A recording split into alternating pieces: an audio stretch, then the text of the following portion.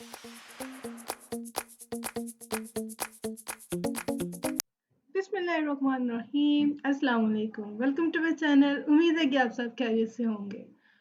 हमने स्टार्ट की अपनी फॉर्मोलॉजी के लेक्चर्स इन उर्दू हिंदी और आज हमारा लेक्चर नंबर 23 और आज हमारा टॉपिक है वेन डायग्राम।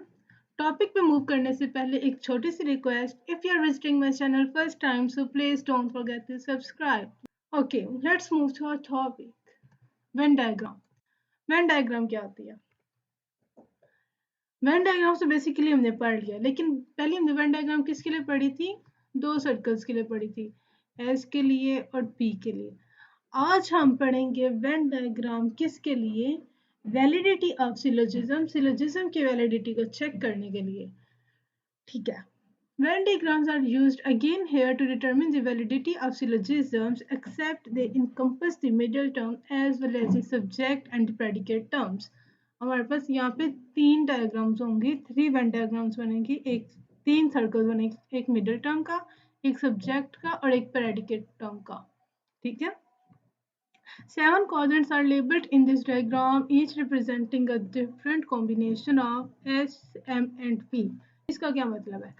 सबसे पहले इसे देखें, ये हमारे पास M है, ये S है और ये P। M का मतलब middle term, subject and predicate.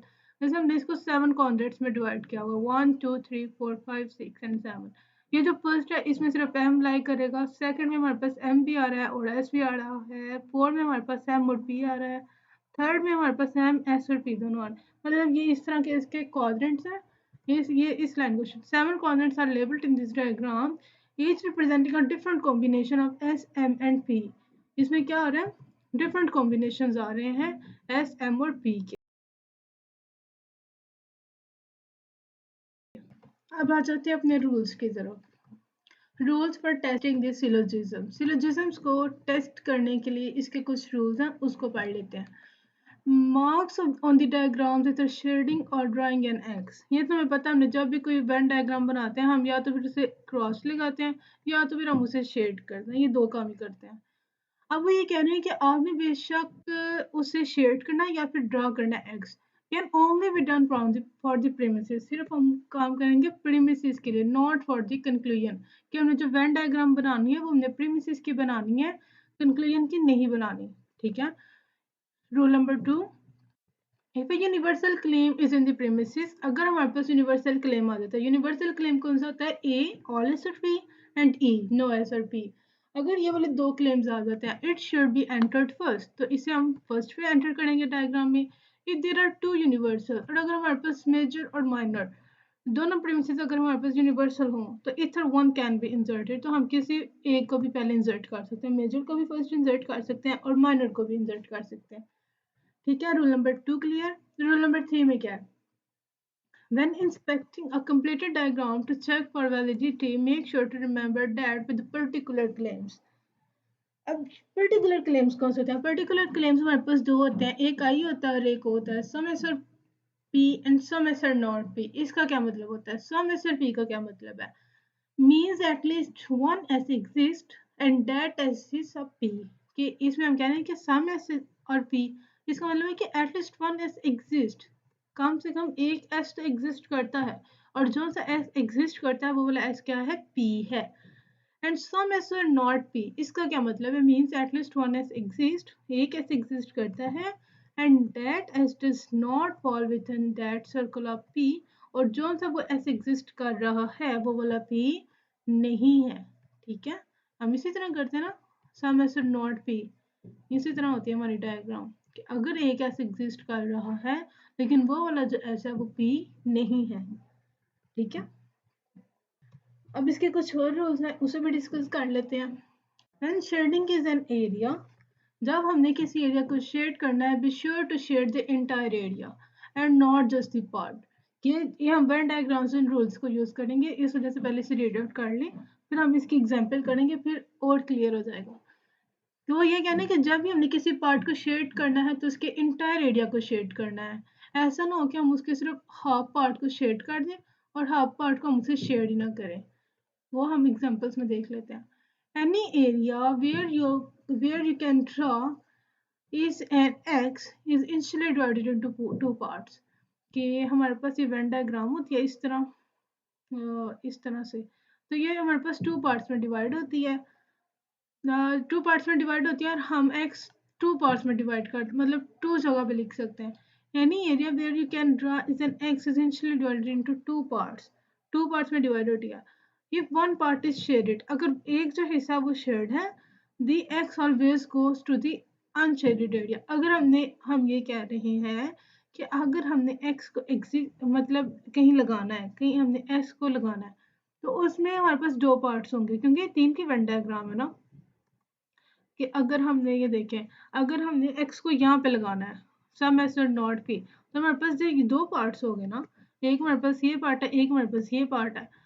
तो हम ये कह रहे हैं कि अगर ये एरिया हमारे पास शेड होता है तो हम x को इधर लगा लेंगे, इसका मतलब ये है।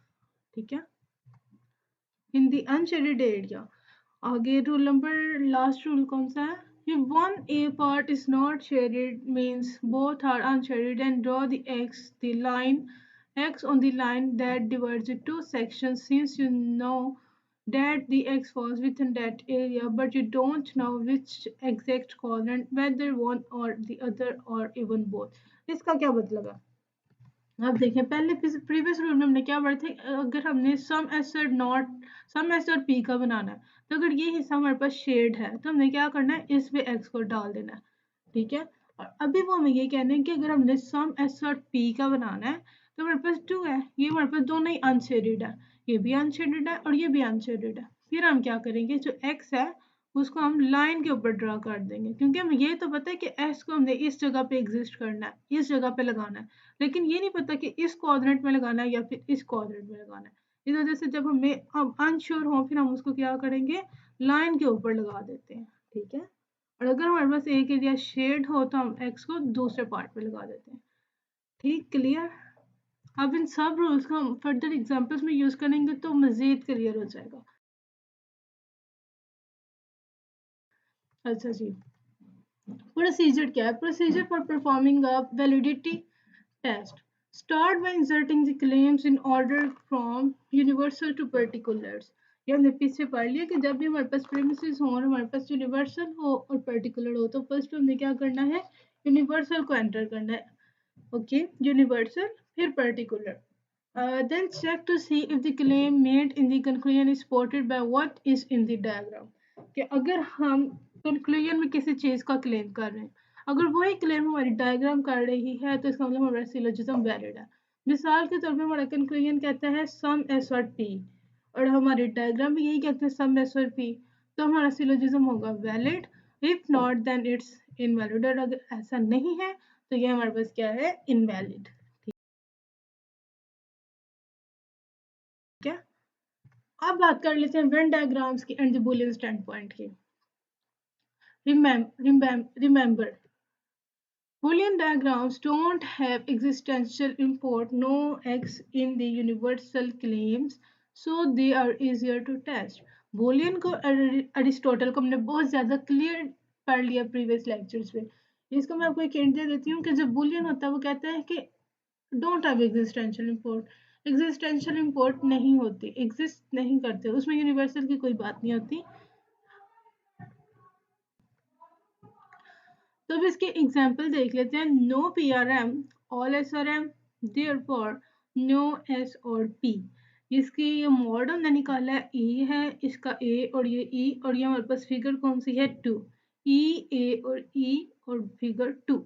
अब इसके हम देख लेते हैं वेन डायग्राम कैसे बनेगी। अब देखें हमारे पास वेन डायग्राम इसकी कैसे बनेगी। No P are M, all S are M, दोनों यूनिवर्सल हैं, किसी एक को भी हम पहले ड्रा कर सकते हैं।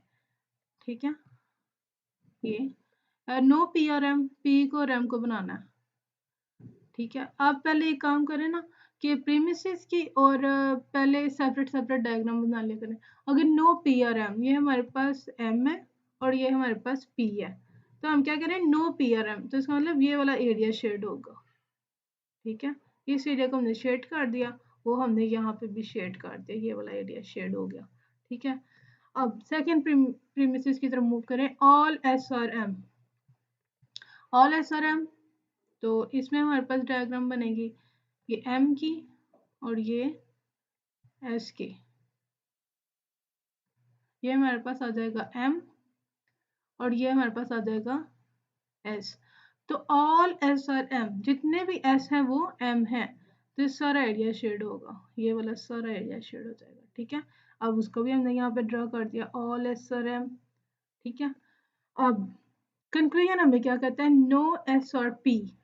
इसकी भी वन डायग्राम बना के देख लें। ये हमारे पास एस है और ये हमारे पास पी है, नो एस और पी, तो इसका मतलब ये एरिया शेड होगा। और डायग्राम में भी हमें क्या, डायग्राम में भी ये एरिया शेड हो रहा है, इसका मतलब क्या हुआ कि ये हमारे पास सिलोजिज्म वैलिड है। देखें, no parts of this circle S are left unshaded that overlap with P, कि कोई भी जो एस का हिस्सा है उसे अनशेडेड नहीं छोड़ा, पूरा का पूरा हिस्सा शेडेड है। इस वजह से क्या है, the syllogism is unconditionally valid because it's a valid from the Boolean stand point, क्योंकि हमने इसे बूलियन स्टैंड पॉइंट से चेक किया, और जो चीज़ बूलियन स्टैंड पॉइंट से वैलिड होती है वो अनकंडीशनली वैलिड होती है। ठीक है, तो कि अब मूव करते हैं एग्जांपल नंबर 2 पे, ऑल एम और पी, नो एस और M, therefore no S are P, ए ई ई, और ये हमारे पास मिडिल टर्म को देख के हमने फिगर बता दी 1। अब इसकी क्या बनेगी वेन डायग्राम। सबसे पहले ये देखें, ऑल एम वन पे ये भी यूनिवर्सल है, ये भी यूनिवर्सल है, किसी एक को भी हम ड्रा कर सकते हैं पहले। तो पहले हम कर लेते हैं ऑल एम वर्ड पी को, ऑल एम वर्ड पी, ये एम और ये पी, इसे हमने कह दिया एम और इसे हमने कह दिया पी। और हम क्या कह रहे हैं, ऑल एम वर्ड पी, जितने भी एम है वो पी है, तो सारा एरिया हो जाएगा शेड, ये सारा। ठीक है, ये सारा हिस्सा हो जाएगा शेड, ऑल एम और पी हो जाएगा। अब मूव करते हैं अपने नो एस आर एम की तरफ। नो एस आर एम में क्या है, ये एस और ये आ गया हमारे पास एम, ये हमारे पास है एम और ये हमारे पास है एस। तो हम क्या कह रहे हैं, नो एस आर एम, तो इसका मतलब ये एरिया शेड होगा।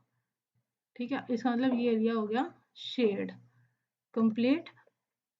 अब बना लेते हैं अपने वेन डायग्राम को और कंक्लूजन को।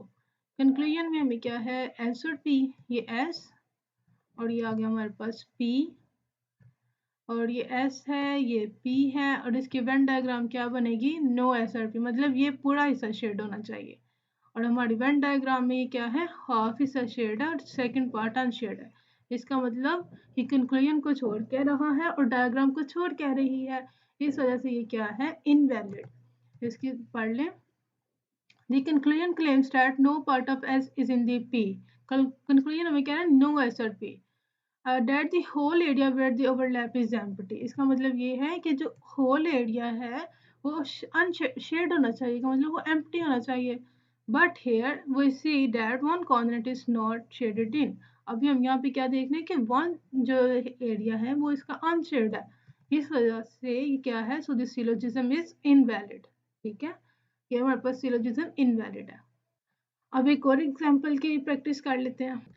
इसके एग्जांपल को देखिए, नो सम पी और एम, ऑल एस और M, therefore some S are P. ये हमारे पास आई है, ए और आई, और फिगर हमारे पास 1 है। अब इसको हमने किस तरह करना है, पहले हमारे पास बात थी सब यूनिवर्सल्स की। पहले हम देख रहे थे कि हमारे जो दोनों प्रीमिसेस हैं वो हमारे पास क्या थे, यूनिवर्सल। और अब यहाँ पे हमारे पास रूल आता है कि ये जो हमने पीछे पढ़ा है, ये एक हमारे पास पर्टिकुलर है और एक हमारे पास यूनिवर्सल है। तो हमने पीछे क्या पढ़ा था कि अगर हमारे पास दो मतलब प्रीमिसेस हो, एक यूनिवर्सल और एक पर्टिकुलर हो, तो हमने जो यूनिवर्सल है उसको पहले इंसर्ट करना है। ठीक है, अब देखते हैं। अब देखें, पहले हमने ऑल एस आर एम को करना है, यूनिवर्सल को करना है। तो ये हमारे पास आ गया,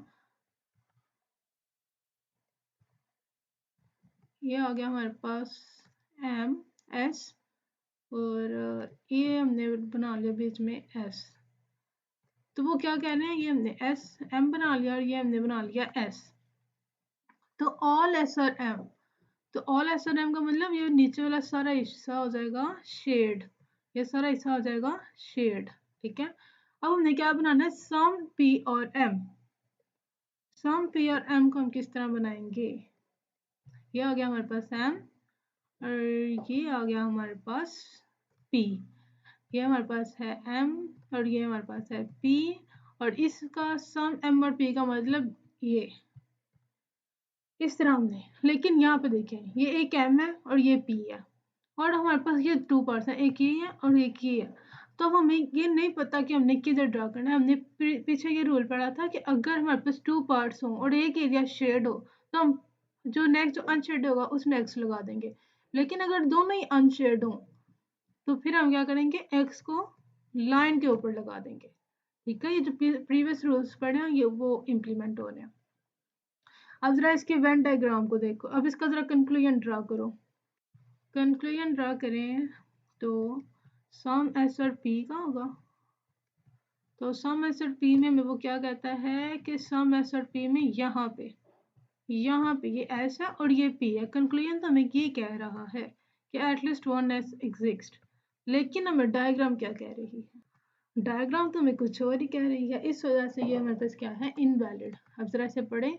The conclusion claims that at least one s exists inside the P. Conclusion तो हमें यही कह रहा है सम s और P that there is an x in the overlap area कि जो overlap area है इधर इधर x होना चाहिए। Conclusion तो हमें यही कह रहा है।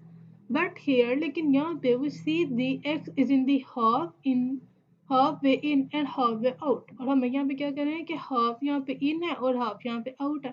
कि मतलब ये किसी में भी नहीं है, मतलब ये मिडल में ही है। इसका मतलब ये क्या है, it is not clear whether the x inside और आउटसाइड। हमें ये नहीं पता कि ये एक्स जो है वो अंदर है या बाहर है। इस वजह से ये क्या है, इनवैलिड। क्लियर। अब मूव करते हैं अपनी नेक्स्ट एग्जांपल पे। अब मूव करते हैं अपनी एक और एग्जांपल की तरफ। पहले हमने पढ़ी थी दोनों यूनिवर्सल्स, फिर हमने प्रैक्टिस की दोनों यूनिवर्सल्स की, फिर हमने प्रैक्टिस की एक यूनिवर्सल और एक पर्टिकुलर की। अब इसकी प्रैक्टिस करते हैं कि अगर हमारे पास दोनों प्रेमिसेस आ जाएं पर्टिकुलर तो फिर हम क्या करेंगे, सम एम और नॉट पी, सम एस और एम, देयरफॉर सम एस और नॉट पी। ठीक है, अब इसकी एग्जांपल देख लेते हैं इसकी वेन डायग्राम कैसे बनेगी। अब जरा देखें सम एम और नॉट पी।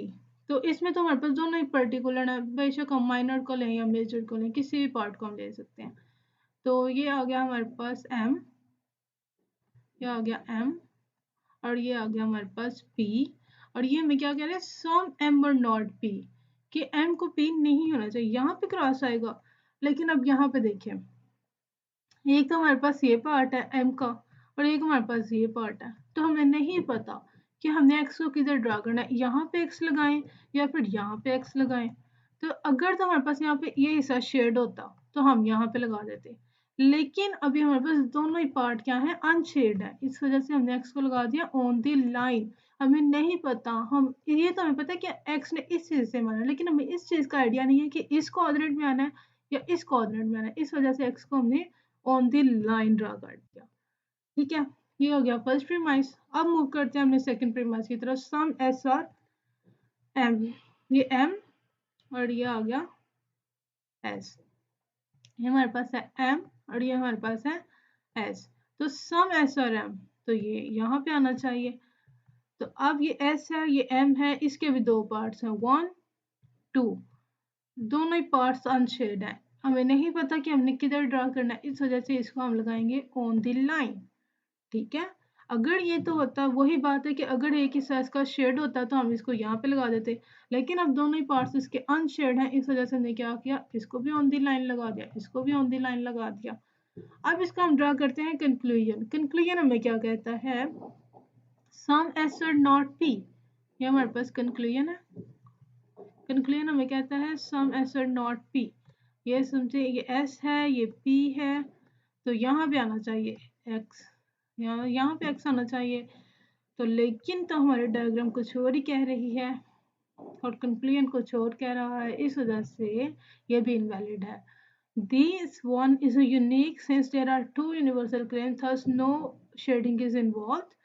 मतलब ये दोनों हमारे पास यूनिवर्सल नहीं है, दोनों ही पर्टिकुलर है, इस वजह से हमें यहाँ पे शेडिंग इन्वॉल्व नहीं करेंगे। शेडिंग तो हम यूनिवर्सल में करते हैं।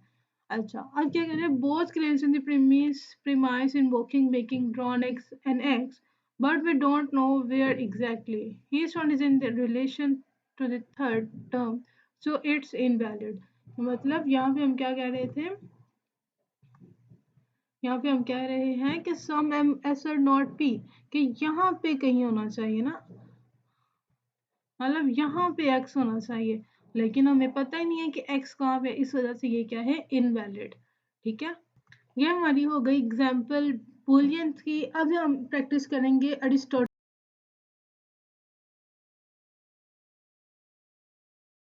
डायग्राम के, अरिस्टोटल डायग्राम के। First we find the Aristotelian diagram का हमें पता है कि वो क्या कहता है, वो कहता है कि एग्जिस्टेंशियल इम्पोर्ट्स की चीज़ें एग्जिस्ट करती हैं। First we find the form of the syllogism like with the boolean by finding the mod and a figure। सबसे पहले हम क्या करेंगे, अरिस्टोटलियन में भी हम सबसे पहले किसी सिलोजिज्म का मॉड एंड फिगर फाइंड करेंगे, then testing it from the Boolean, फिर हम उसे बूलियन से टेस्ट करेंगे इफ इट्स वैलिड। अगर वो बूलियन स्टैंड पॉइंट से वैलिड आ जाता है देन यू आर डन, फिर आपका काम खत्म। Since it's valid from both, अगर बूलियन से वैलिड है तो समझो वो अरिस्टोटल से भी वैलिड है। इफ इट्स नॉट वैलिड, और अगर वो वैलिड नहीं आता, test it from the Boole Aristotelian, फिर हम उसे चेक करेंगे अरिस्टोटलियन से। पहले हम चेक करेंगे उसकी मॉडर्न फिगर, फिर हम उसे चेक करेंगे बुलियन स्टैंड पॉइंट से। अगर तो वो वैलिड आ जाता है फिर हमारा काम खत्म हो गया, लेकिन अगर वो इनवैलिड आ जाता है, नॉट वैलिड, फिर हम उसे अरिस्टोटलियन स्टैंड पॉइंट से चेक करेंगे। अब जैसे हमने प्रीवियस रूल्स पढ़े थे, यहाँ पे अरिस्टोटलियन के लिए भी एक रूल है, इसे अपने माइंड में बिठा लें। To test from the Aristotelian standpoint, see if there's a circle that is completely shaded except for a one area, कि हमारे पास कोई एरिया है और हमारे पास completely shade है, ये मतलब completely shade है except for a one area, और इसका ये वाला जो पार्ट है ये शेड नहीं है, then insert an x in that area, और फिर जो x है उस एरिया में insert कर दो and retest it, और दोबारा उसे retest करो। if it contains not an area that is shaded except for one area then it's invalid। देख लेते हैं, इसको भी एग्जांपल से डिस्कस कर लेते हैं। ठीक है, अब इसका एक रूल है, दो रूल है, एक प्रीवियस रूल है एक्स को इंसर्ट करना है और उसे रीटेस्ट करना है, एक ये रूल है, ये हमने पीछे पढ़ लिया हुआ है। If the form is conditionally valid, हमें पता है कि जब कोई चीज़ अरिस्टोटलियन स्टैंड पॉइंट से वैलिड होती है तो वो कंडीशनली वैलिड होती है, और कोई बूलियन स्टैंड पॉइंट से वैलिड हो तो वो अनकंडीशनली वैलिड होती है। Then see if the x represents something that actually exists, और जहाँ पे हमने x लगाया है, अगर वो वाला x actually exist कर रहा है then it's valid from the Aristotelian standpoint। इसका मतलब है कि फिर वो valid है। if the x is something, और अगर x कुछ ऐसी चीज़ है that does not exist और वो exist ही नहीं करता then it's invalid, तो फिर ये क्या है, invalid। अब हम इसके कर लेते हैं एग्जाम्पल ताकि हमें कंप्लीट और क्लियर कट समझ आ जाए। ये हमारे पास एक एग्जाम्पल है, no fighter pilots are tank commanders, all fighter pilots are courageous individuals, therefore some courageous individuals are not tank commander। पहला स्टेप हमारे पास क्या है, we reduce it to its form। No fighters में से हम एफ ले लेंगे और टैंक का हम टी ले लेंगे, और ऑल एफ और सी, इससे हम सी ले लेंगे और इधर से हम एफ ले लेंगे, और यहाँ से हम सम सी और नॉट टी, यहाँ से हम टी ले लेंगे।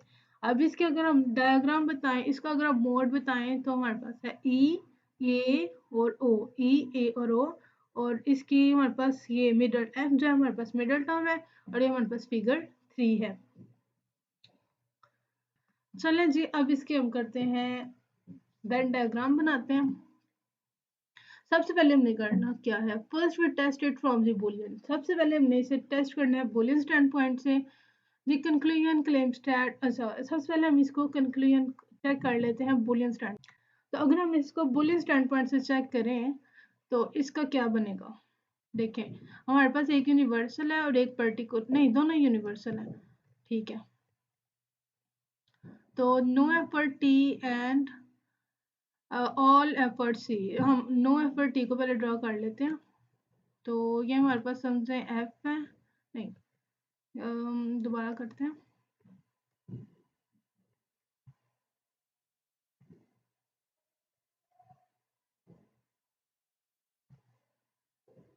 नो एफर्ट टी, ये समझे एफ है और ये हमारे पास टी है, वो क्या कह रहे हैं, नो एफर्ट टी, तो इसका मतलब ये वाला आइडिया शेड होगा। ठीक है, ये एरिया हमने कर दिया शेड। ओके, अब हमने क्या करना है, all F for C, all F for C. और तो यहाँ पे ये आ गया हमारे पास एफ, और ये आ गया हमारे पास, ये एफ आ गया, ये आ गया हमारे पास सी। और क्या करें, ऑल एफ फॉर सी, जितने भी एफ हैं वो क्या है, सी। तो ये सारा हिस्सा शेड हो जाएगा। ठीक है, तो ये सारा हिस्सा हमने कर लिया शेड। ठीक है, ये इतना हिस्सा हमने कर लिया शेड। अब हमें कंक्लूजन क्या कहता है, कंक्लूजन हमें कह रहा है सम सी और नॉट टी, सी और जो है टी वो नहीं है। तो इसका मतलब ये आ गया हमारे पास सी, ये आ गया हमारे पास टी, तो यहाँ पे एक्स आना चाहिए। ये हमारे पास कंक्लूजन है। और देखिए जरा एग्जाम्पल की तरफ, वेन डायग्राम की तरफ, यहाँ पे तो कहीं पे एक्स आ ही नहीं रहा, तो इसका मतलब ये क्या है, इनवैलिड। देखें, the conclusion claims that there is an x inside of c but outside of t। मतलब हमने सम सी और नॉट टी, मतलब सी में x होना चाहिए, लेकिन यहाँ पे बट देर इज नॉट, लेकिन यहाँ पे तो ऐसा कोई सीन ही नहीं है। So this is syllogism is invalid from the Boolean standpoint. इस वजह से ये हमारे पास क्या हो गया, invalid. Next we try testing it from the Aristotelian. अब हम इसे एरिस्टोटल के स्टैंड पॉइंट से चेक करेंगे। ठीक है, एरिस्टोटल के स्टैंडपॉइंट से there is a circle that is shaded except for one area so we insert. पहले हम इसकी एग्जांपल कर लेते हैं। अच्छा जी, दोनों यूनिवर्सल हैं तो किसी को भी हम ड्रा कर सकते हैं। वेन डायग्राम ये तो हमने पीछे बना दी थी ना, बस हमने यहाँ पे, ये तो हमें पता है कैसे बनेगी। लेकिन अरिस्टोटल हमें क्या कहता है, अरिस्टोटल हमें ये कहता है कि अरिस्टोटल का क्या रूल पड़ा था, to test it from the Aristotelian see if there is in X, if there's a circle that is completely shaded except for one part, then insert an x in that area and retest it। कि अगर हमारे पास कोई area completely shade है सिवाय except for one part, तो उस हिस्से में हमने क्या करना है, x को insert कर देना है and retest it, और उसे दोबारा टेस्ट करना है। if it contains no area that is shaded except for one area then it's invalid। हमने क्या करना है, सबसे पहले x insert करना है, उसे retest करना है।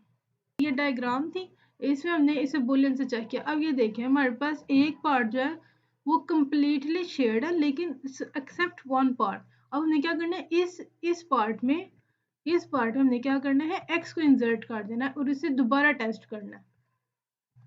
ठीक है, अब इसको हमने दोबारा टेस्ट किया, इंसर्ट किया, यहाँ पे एक्स लगा के दोबारा रिटेस्ट करना है। तो हमारे पास इसका कंक्लूजन की डायग्राम क्या थी, कंक्लूजन हमें ये कहता था some C are not T. ठीक है, some C are not T, ये सी और ये T, some C are not T. ठीक है, और यहाँ पे आना था ये सर्कल यहाँ पे। तो अब देखते हैं कि ये हमें क्या कहता है।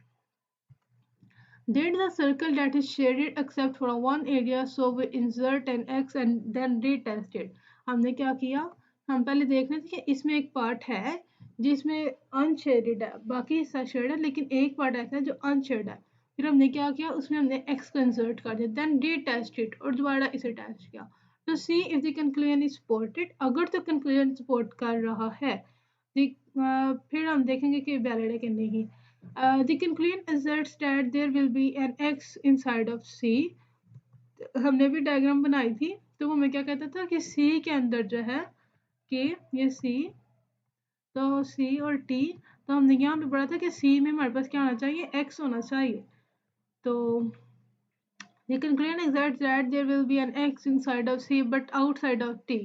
C से अंदर but outside of T, that requirement has been met। तो ये देखेंगे हमारे पास C है, ये C का एरिया, ये C के अंदर है, लेकिन T के अंदर नहीं है। इनसाइड ऑफ C होना चाहिए लेकिन आउटसाइड T होना चाहिए। तो ये हमारे पास रिक्वायरमेंट्स फुलफिल कर रही हैं। That requirements has been met, so the syllogism is conditionally valid। इसका मतलब ये हमारे पास आ गया वैलिड। हमने अरिस्टोटल के टू रूल्स पढ़े थे, एक तो हमने x को इंसर्ट करने वाला पढ़ा था, सेकंड रूल हमने क्या पढ़ा, सेकंड रूल हमने ये पढ़ा था, if the form is conditionally valid then text then x represent something. अब हमने ये करना है कि जो x रिप्रेजेंट कर रहा है, अगर तो वह एक्चुअली एग्जिस्ट करता है फिर तो वैलिड है, अगर वो चीज़ एग्जिस्ट नहीं करती तो वो इनवैलिड है। ये हमारे पास अरिस्टोटल का सेकंड रूल है। तो देखिए, the x stands for f, तो एक्स हमें किसको रिप्रेजेंट करता है, एफ को। एच किसको रिप्रेजेंट कर रहा है, मतलब ये एफ के अंदर आ रहा है ना, तो एफ को रिप्रेजेंट कर रहा है। And since we insert it inside of circle F, हमने इसको किसके अंदर बनाया, एफ के सर्कल के अंदर बनाया, इस वजह से एक्स किसको रिप्रेजेंट कर रहा है, एफ को। And we now that fighter pilots exist therefore the syllogism is valid. और हमने एफ को कहाँ से लिया था, एफ को हमने लिया था फाइटर पायलट से, ठीक है, फाइटर पायलट से हमने इसकी शॉर्ट फॉर्म ली थी ना एफ। तो हमें पता है कि जो एफ है वो फाइटर पायलट जो है वो एग्जिस्ट करते हैं। We know that fighter pilots exist, therefore the syllogism is valid. आज के लिए इतना ही, फर्दर डिस्कस करेंगे नेक्स्ट लेक्चर में। उम्मीद है कि आपको समझ आई होगी और आपने इंजॉय भी किया होगा। If you have any query, you can ask me in comment box and you can also DM me on Instagram. And if you're visiting my channel first time, so please don't forget to like, share and subscribe. Especially don't forget to share it because sharing is caring. अब मुलाकात होगी next lecture में, तब तक के लिए अल्लाह हाफिज।